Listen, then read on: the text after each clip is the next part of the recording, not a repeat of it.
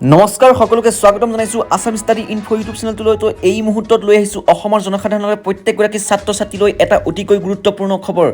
যিহেতু ২৭ ফেব্ৰুৱাৰীত হৈ গৈছিলে সমাজ বিজ্ঞানৰ প্ৰশ্নকাকত মেট্ৰিক পৰীক্ষাৰ, তো তাক লৈ বৰ্তমান বহুতো বিতৰ্কৰ সৃষ্টি হৈছে।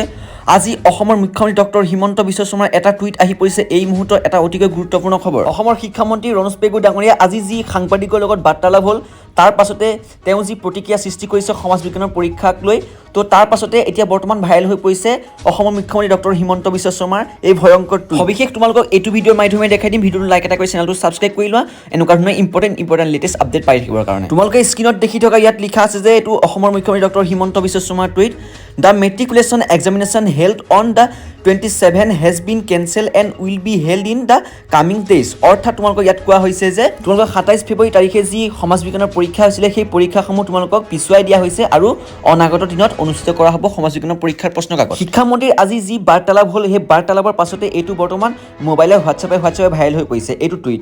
তো বহুতো ষ্টুডেণ্টে মোক চেণ্ড কৰি আছে এইটো টুইট। তেওঁলোকে মোক কৈ আছে যে এইটো টুইটটো সঁচা নে মিছা।